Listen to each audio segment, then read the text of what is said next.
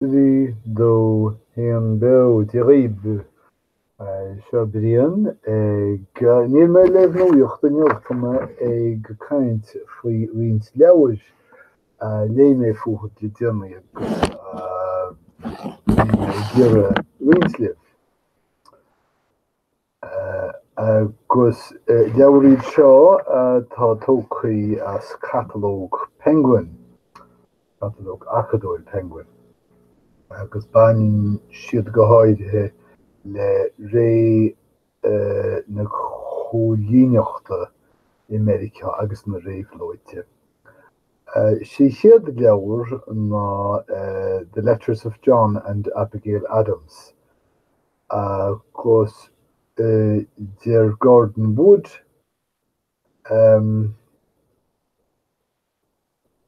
nach chuil éonáit níos seaile tosú ná an leabhar seo ó híh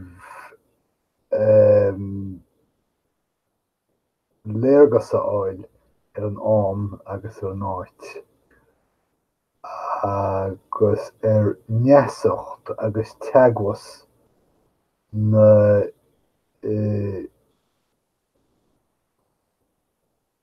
na nimachtaí nach rá níomhartaí eolalas hena féin ag na daoine a bhí páirteach an tú.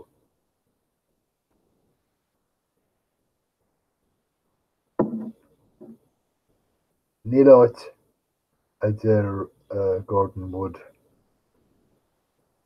níos heile tosú ná na litreachaí fíorthúthainseacha seo. Roger Williamson, The Creation of the American Soul. Dear the Wall Street Journal, Gugudin, John Barry, Roger Williams, Creel Dírach, isteach in measc na smaointeoirí políocht do bhábhachtaí Americán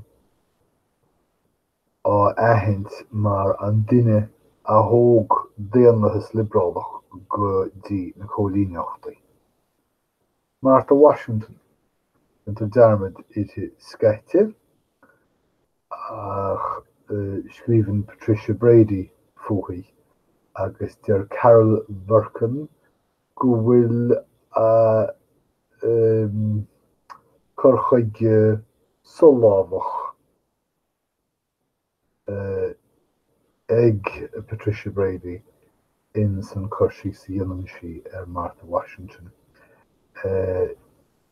Chúlra na cogaíochta tógáil náisiún agus na tragóidí a bhain le sin go léir. Ag fágáil na Stát Aontaithe feadh tamilín seo crónic an turais Narváez scríofa ag Álvaro Núñez Cabeza de Vaca. Níl is agam inis an duine scríb an chrónic ar dús nó an eisean an teagarthóir. Ach is sé seo an chéad insint mhór a thugann léargas gan leiscil ar theiscéalaíocht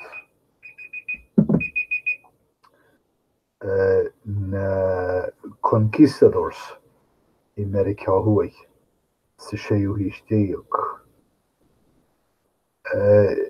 Is scéal eachtraíochta é seo atá fíorspéisiú agus neamhphratasúnta. Éiríonn leis an insint seo na cliséanaí tréanna faoin am sin a leá a bhaineann le leathnú na Seorpa sa domhan nua.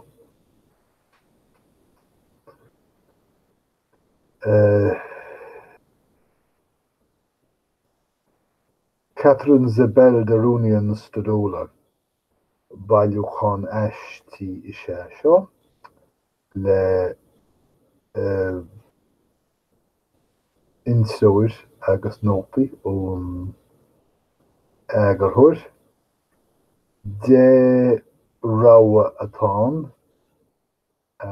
chuireann síos ar ghéamhan.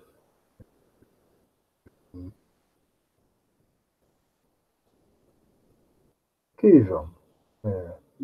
Dearma eile go dó sin níos túisce. Ina meas chuir síos míchlúiteach Hannah Dunstan ar a dhéamhan agus a héalú.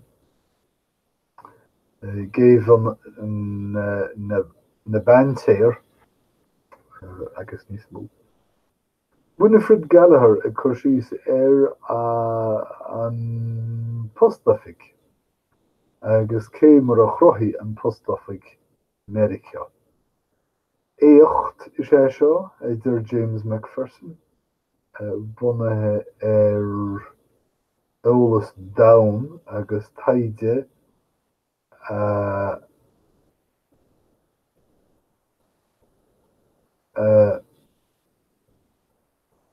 thiocfaí chomh fada le lucht léitheoireachta leathan le scéal a fhosóidh mar léann siad faoin phostafig. Mort Gerberg bunreacht na Stáit Aontaithe inseoir is seo tá sochaige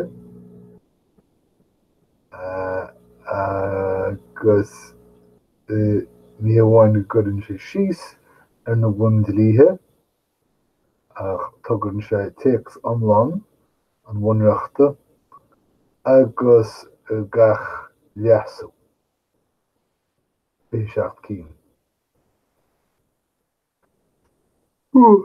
Charles Gunn chuidir an sesin. Early American writing. Bailúchan is seo ríis.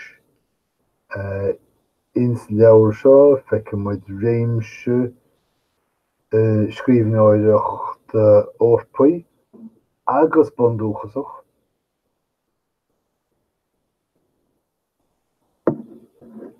Thugann léargas túiste go stairiúil agus dúshlánach go hinsleachtúil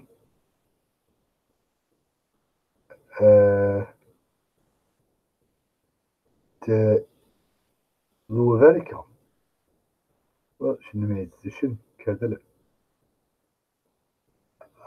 An seisiú rúnda a bhí George Washington. George Washington's Secret Six. An buan spíoraí a hábháil réabhlóid Mheireachta.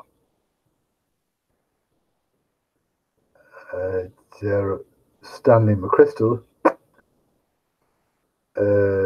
gur leabharíontach seo chuireann síos ar iarrachtaí buan spíoireachta culpar. Bhain George Washington leasas agus iad go trid éanaí na Sasanach. Léamh anspéisiúla sé dear McChrystal.